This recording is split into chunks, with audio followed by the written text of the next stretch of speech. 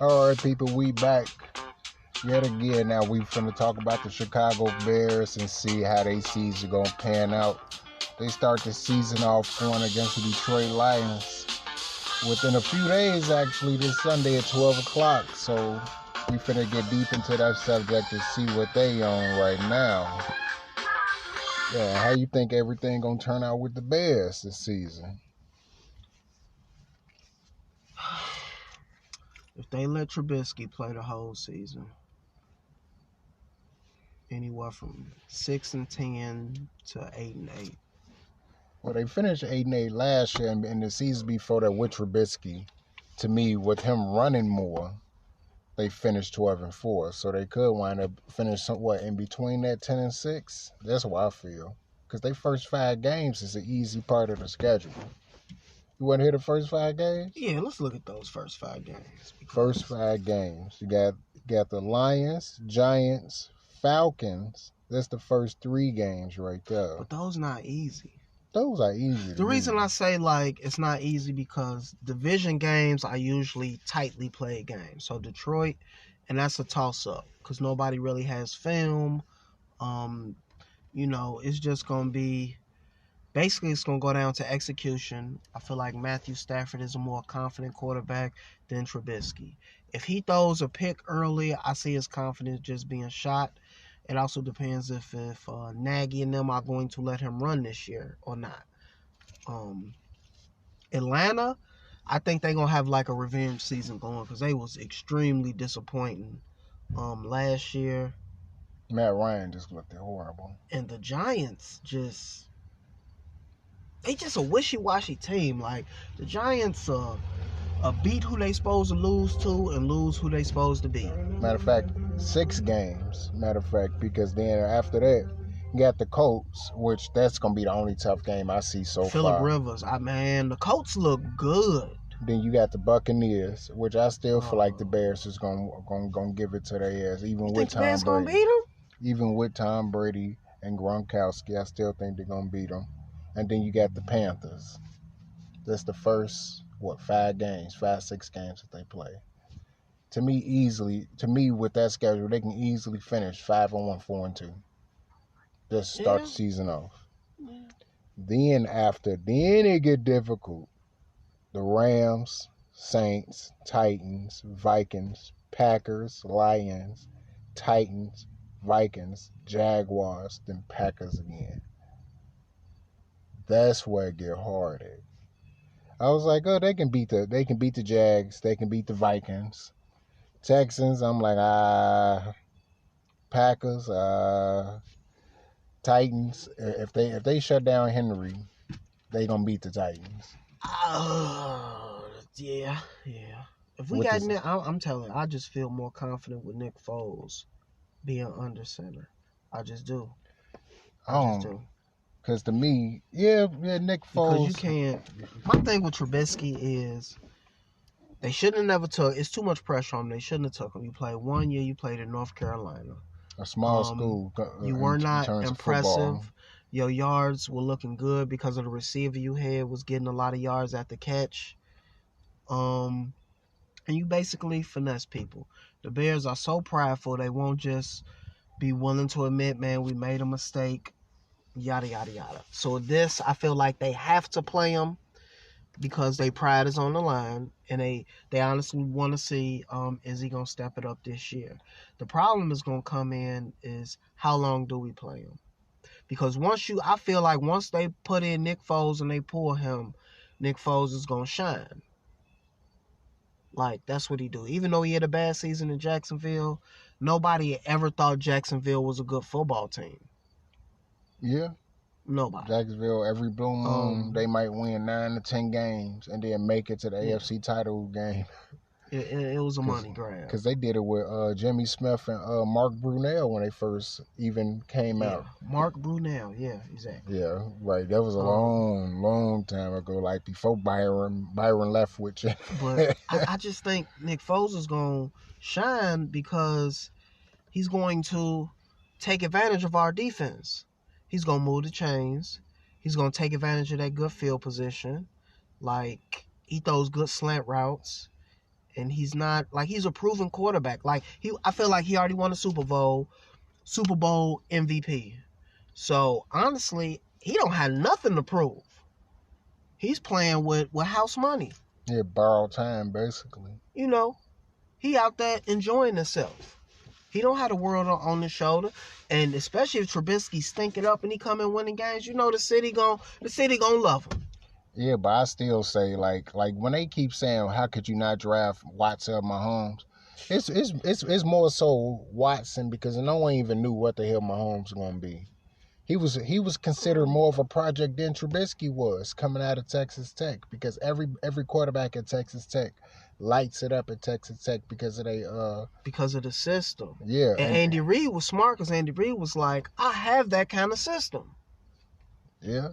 So from back to Philly days with Donovan McNabb. So he looking like the genius.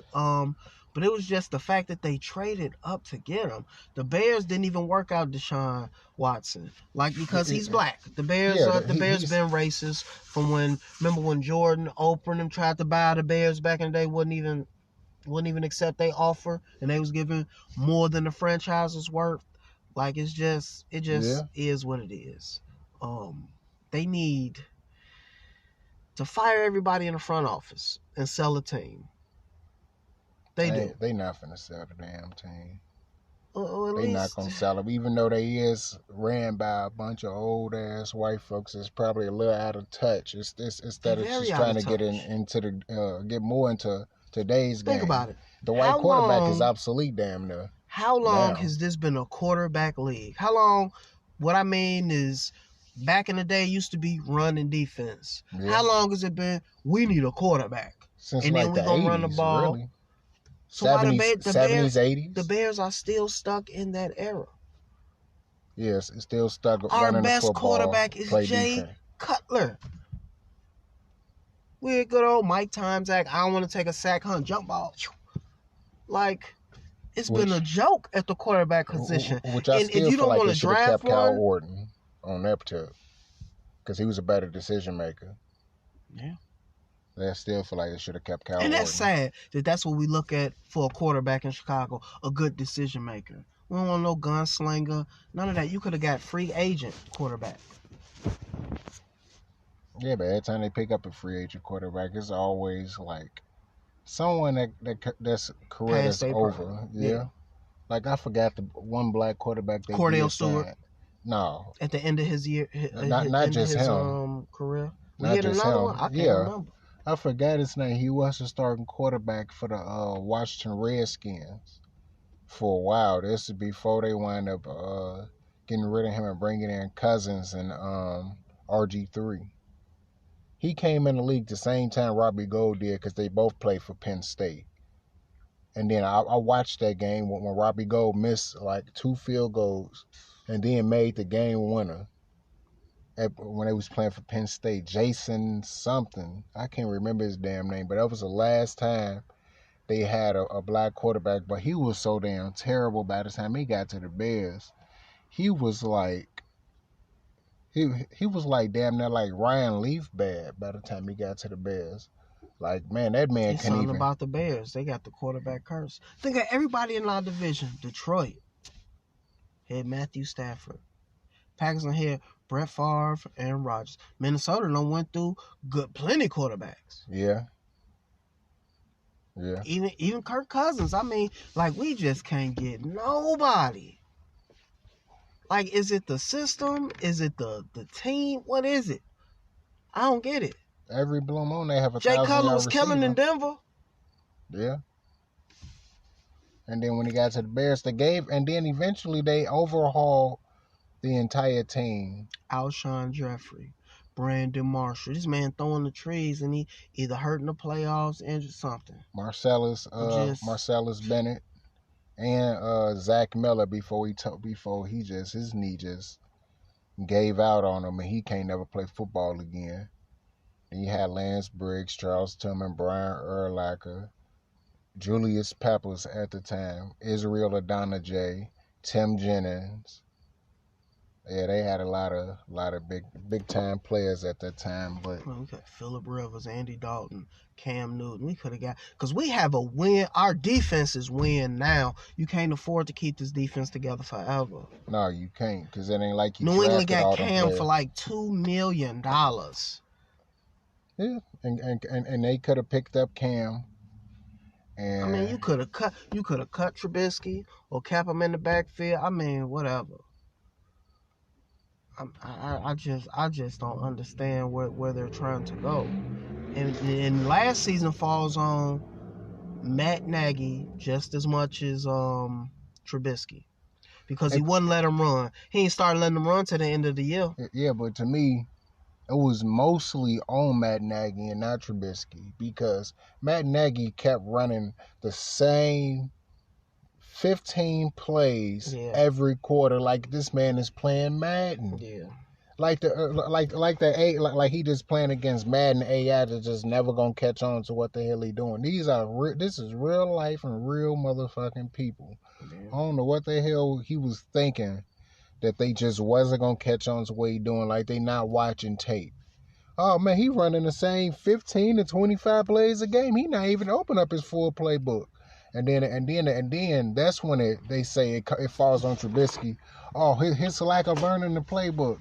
I believe he learned the full playbook. It's just a simple fact that they don't have the players to run that full playbook. And if you know they don't, overhaul that playbook. Keep what works and add in plays that you think is gonna work.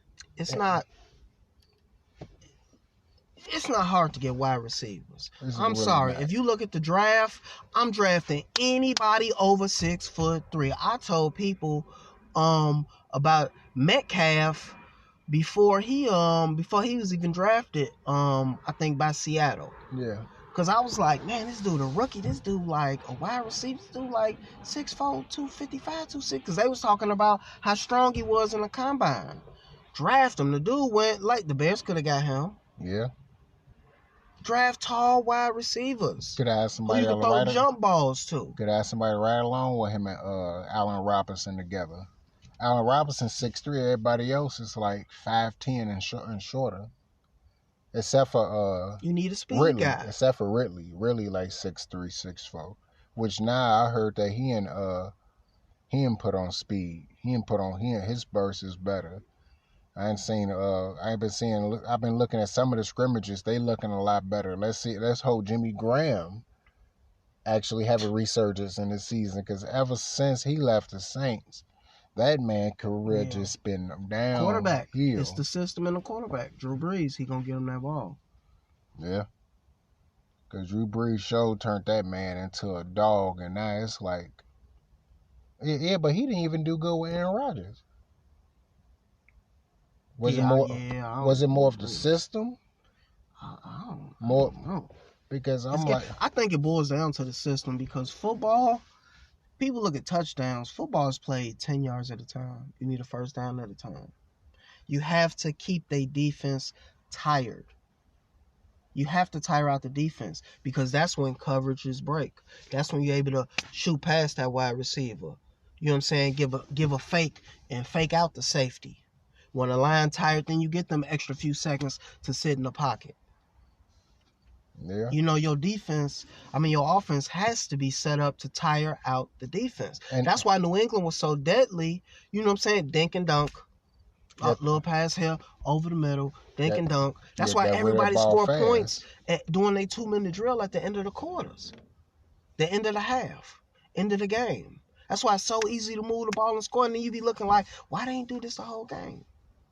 Because y'all not moving the ball. Y'all not keeping the defense on his heels. Make them substance.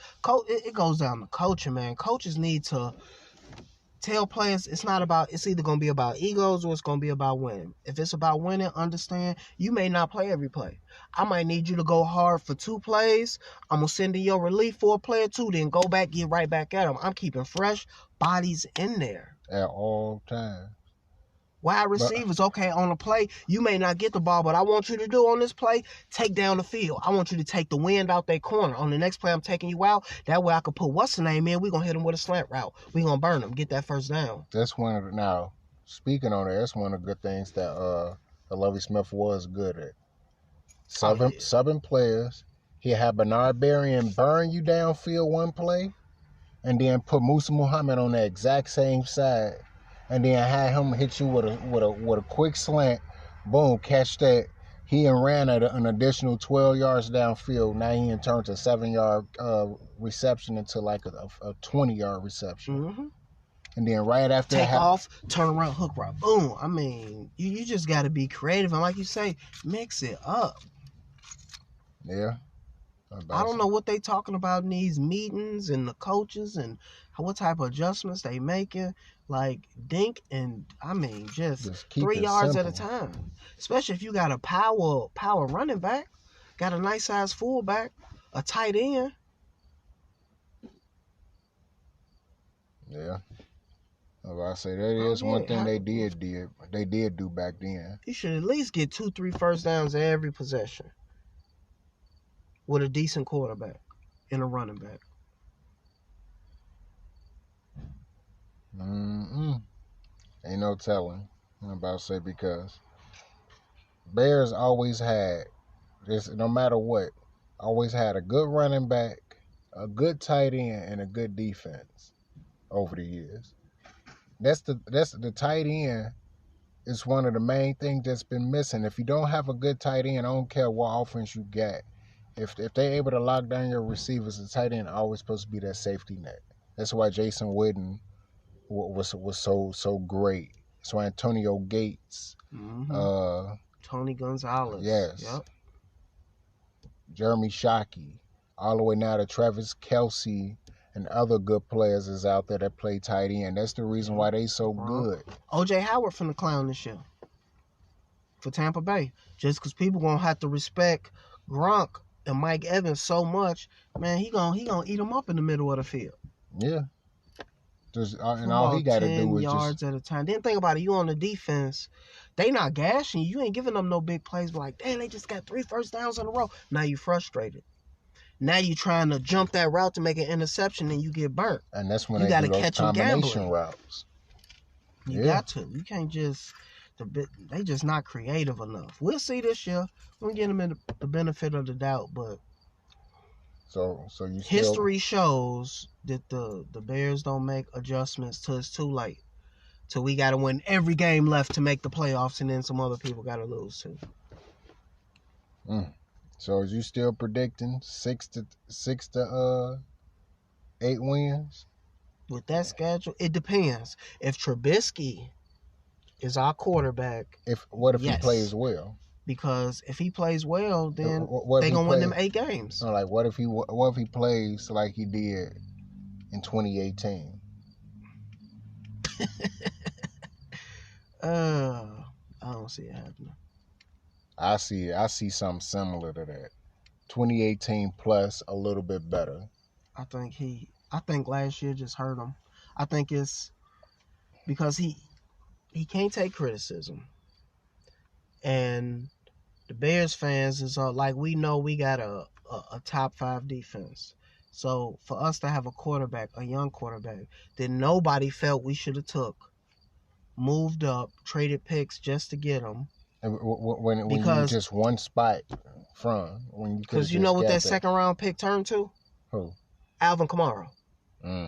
That's who they got with that second round pick. Wow. So, like, it's just...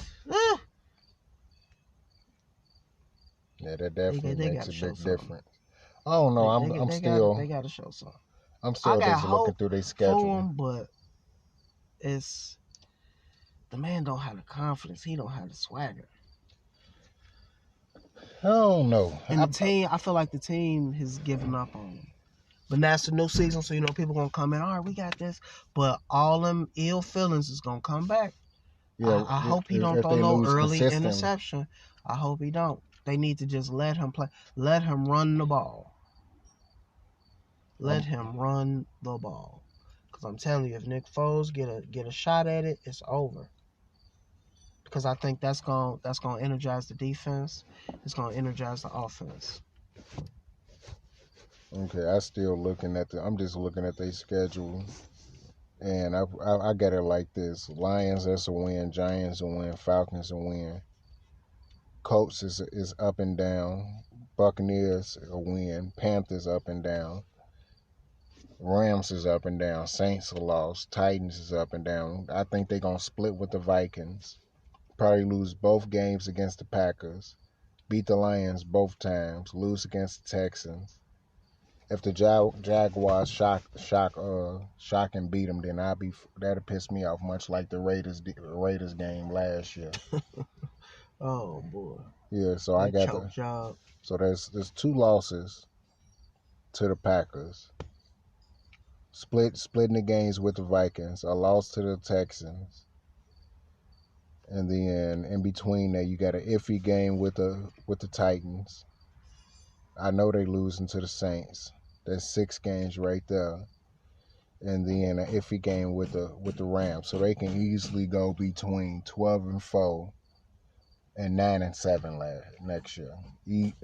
Easily. And then and that's if they don't wind up losing early games next year to like the Giants and the Falcons and the Colts. Shit like that, basically. If that don't happen, then yeah, because if they lose those early games and still lose those games late in the season, yeah, that's 6 games, that's 6 wins. It depends on how they start off. He got to come out. Man, I just don't.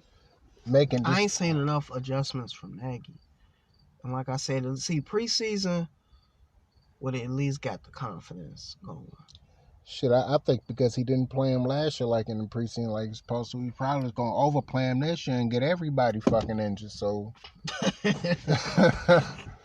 Straight up. Yeah, that's possible. But, yeah, that's because he didn't play him really at all. I don't think he played him at all last year in the preseason, right? I think they played him the last one, didn't they? No, I don't think they played him at all. Like none. And that's the reason why they was so shitty. It took like 6-7 games before they really even started playing like it wasn't preseason.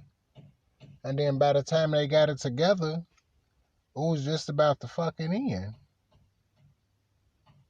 Cause they started off, they went like this. Then they dipped all the way down for a long time. Then they built back up. Then they dipped down at the end of the season, and then when they finally started going up again, it was the last fucking game of the season. Detroit is actually favored in the first game by 3. Then they got the Bears beating the Giants. So if we just go, the Falcons is a pick'em. They got Chicago beating the Colts. That's what I said. Like Tampa Bay favored by a field goal. I mean, that's why I said the games that I'm saying is actually turning out right. Like certain games is like a pick'em. Like I already said, the Panthers game to me is a pick'em. Buccaneers is a pick'em. Colts is a pick'em.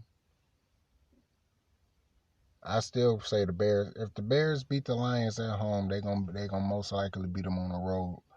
Cause it's more like this, especially every time it came down with the Lions. If the Bears blew them out at home, which I think they did. No, it was a closer game at home than it was on the road. But usually the Bears blow out the Lions at home, then they'll win by like 2 points on the road. And then with the Vikings, it'll be a competitive game at home where they'll beat them by a touchdown at the most. And then on the road, the Vikings, they either get them on the last play, or the Bears went on the last play, or the Vikings just straight up just spank the shit out the Bears. And then the Packers, every blue moon they beat the Packers. Most of the time they getting their ass smacked. It's just they make a nigga find cry. a way to lose to the Packers. They do. They find a way to lose them games. Constantly. And that's the shit that'll make you go like, oh, what the fuck? Especially when Jay Cutler was quarterback. Like, man, I swear, you'd be excited the Bears, like The year for Mark Trestman first year. Bears, I think 4-0 or some shit like that. Going against the Packers. Oh man, they gonna do good. Little did I know they was gonna start out 4-0, then the last motherfucking 12 games they was gonna finish 4-8. Little did I know they was gonna wind up being 8-8 that year, 5-11 the next year, 6-10 the next year, 3-13 after that, 12-4 one year, and then 8-8 after that. If I'd have known that bullshit was gonna happen, that'd have made me start watching. Like I had to start watching Bulls basketball because because watching the Bulls games and the Bears games, just my whole motherfucking day fucked up. It is. I'd be like, okay, Bears just lost the game by 1 or got blown out. Let me watch the Bulls game and at least see if they gonna do something. They lose 2. And then they just get just the shit beat out of them. I'm like, man, what the fuck, man? Blood ain't doing nothing. I didn't face the whole blunt and I'm not even high because I'm so motherfucking mad. I'm like, so I had to stop watching Bulls fucking basketball because I would just be fucking. I'd be like, man, literally like hearing bad news all fucking day. Good news, terrible news. I'm like, man, this shit needs to go downhill. I need to fuck Bulls this did shit. it to themselves again. Yeah, and it took them. They would have lost. You would have learned their lesson after the Michael Jordan thing. After letting that team go. Still don't know why they would trade Jimmy Butler, hoping to find another player like him. They got Zach LaVine. They got rid of Chris Dunn, who was part of the deal. They wound up getting lower. Zach LaVine is not nowhere near Jimmy Butler level. Yeah, he can score, but he can't. I'm talking about far as defense, attitude, who just wanted, who's a dog. Yeah, he ain't no dog. Yeah, he ain't got no defense. Yeah. Yeah, he ain't got no motherfucking defense. Like, he ain't locking nobody down. Don't nobody see Zach LaVine coming up to him and like, ooh, let me pass this. No. No. Let me face him up for this 3. Man, like, no. Yeah, he had scored 35, nobody but on give that up team. 35. Nobody on that team. Yeah, Laurie Marketing, he just all bad. He a shooter. You know. Yeah, a 7-foot shooter. He a fake Kristaps Porzingis. Shit, Porzingis he was okay when he was with New York. No, he got the right team. He had no help. That's why I said right, he got the right team now in Dallas. Got a real point guard, want to give him the ball. They play. And you know, Mark Cuban had him playing team basketball. Right, he don't play that shit. He gonna play team basketball. Yeah, but he learned that from watching the Spurs. Mm-hmm. Cause he was like, man, if that shit ain't happening, nigga, that shit is a wrap. Well, for the listeners that's hearing that, we're like, what the fuck is that noise in the background? Well, we transitioned from the studio to outside just so we can get some fresh air. Somebody randomly pulled up and he can't get the tire off the car, so he's trying to beat it off. Right, like, what the fuck, nigga? We should go over there and slap your ass, Tater. Nigga, we doing a podcast right now, motherfucker. What the fuck is wrong with you? Well, shit, I don't know. Motherfuckers fucking slow. Things to make you go, But man, just all I know is the NFL. I just know the NFL season is gonna be unique, especially without it being no playoffs. I mean, not no playoffs, but no preseason. How everybody gonna adjust and adapt to that? Because if you look at our preseason schedule, those was all good defenses that would have got our quarterback ready, even the backup. Because if Trubisky wasn't gonna play, Foles was gonna play. One of them was going to have to play in the preseason. We was going to play Cleveland first, then Denver, then the 49ers, then finish off with the Tennessee Titans. Yeah. We'd have had some type of idea of who we are, what we could do, something. Yeah, but now it jumps straight off with the regular season against the Lions, and let's see how they pan out. I just don't trust that Giants game, man, because the Giants be... Some weeks they good, and some weeks it's just like, who are they? And they got their young quarterback. And they love going against the Bears. They do. For some reason. Shit, everybody love the Bears. All we got to do is score 24 points, game over. Shit. That's how it used to be with the Bears. If the Bears put up 24 on your ass, you lost. Yeah. if they put up 24, you probably hit 40. Shit. Yeah. But these gonna be some good games. Yeah, I hope so. I hope that week 1 don't turn into looking like preseason. The highest scoring game of the week is 21 points. I don't think so, because Kansas City and Houston playing Thursday. Oh, to jump the season off? Yeah, they probably gonna score 70 points. Come on. Yeah, that's a playoff rematch right there. Because Houston was giving it to the Chiefs last year, and then second half hit.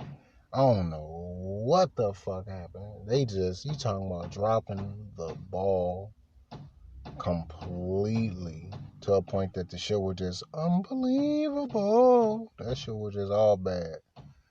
I said, some deaf bitches gonna beat the horn or what? I'm slow hoes.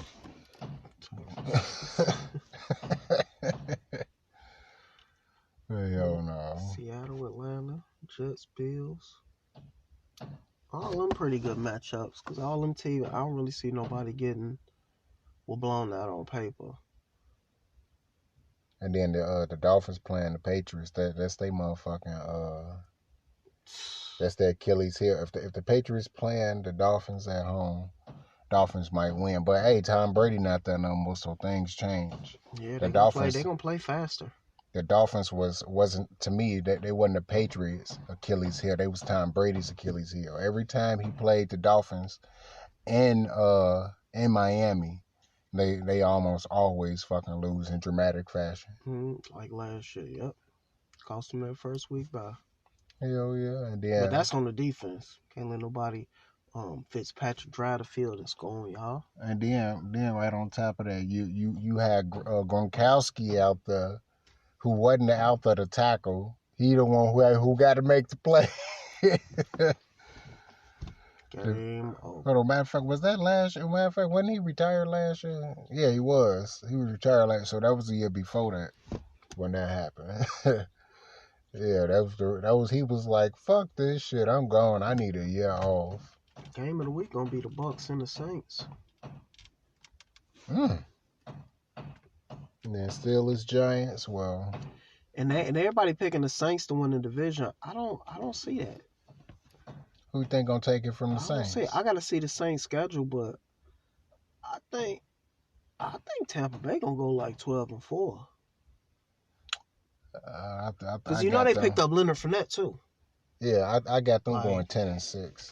They got 11-5. Like they gonna throw away a few games. That's why I said, to me, the Bears game gonna be one of their early games they gonna fuck around and throw away. To tell you the truth. You figure New Orleans play Tampa, the Raiders, the Packers, Detroit, the Chargers, the Panthers, the Bears, the Bucks again, the 49ers, the Falcons, the Broncos, the Eagles, the Chiefs, Vikings, Panthers. They don't have no cakewalk.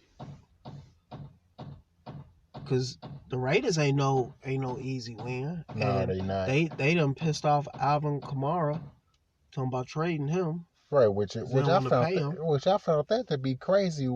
You already got rid of one of your best running backs and kept Kamara. Now you want to get rid of Kamara too after being known for years for not having a running game. And he went to Baltimore and clowned.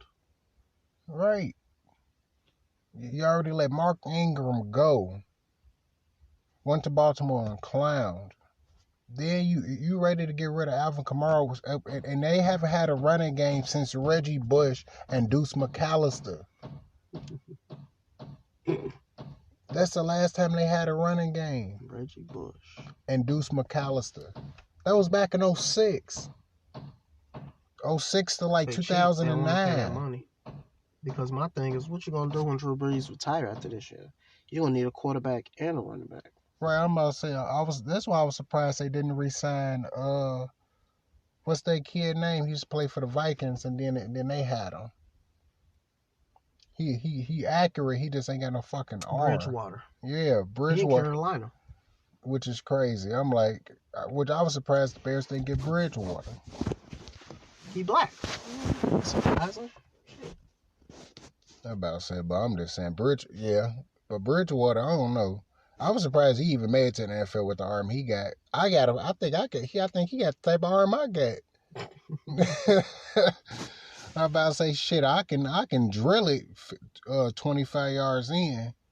But when it come down to 50 yards and further, the farthest I bomb that bitch is probably like 50. But Carolina ain't got no real speed guys like that. McCaffrey, that's your running back. Right. Yeah, but they got big receivers for the most part. That's the thing that make the difference with Carolina. They always had, they used to have at least one speed guy. They ain't been shit since they got rid of Steve Smith from receiver. Cam did everything he could, and they shitted on him. I hope they go 2-14 this year. Yeah, because and then got rid of Ron Rivera, which was stupid too. Like, it's not their fault you didn't get him no help on the offense. You didn't get him no big body receiver. You didn't get him no speed receiver. You didn't get a man nothing. All nothing he to had work was with. Greg Olsen. Old ass Greg Olsen. Which he been in the league since what, 07, 08? He ain't no speed guy. Not anymore. He used to be a speedy tight end. He used to burn safeties downfield. Nah, that shit over with. No, he been getting cracked for the past 12, 13 years. Yeah, the Panthers did do that man dirty. I couldn't believe it when they did that man like that. Mm-hmm. That was the most despicable shit I seen in my motherfucking life when they pulled that shit with that man. And that music cue shit that came on, I was like, oh man. Does that mean we should end it right here or take another break and then come back with another segment? In fact, we probably be back with another segment. We finna take another break, and you're gonna get another segment from our proud sponsor. So, oh yeah.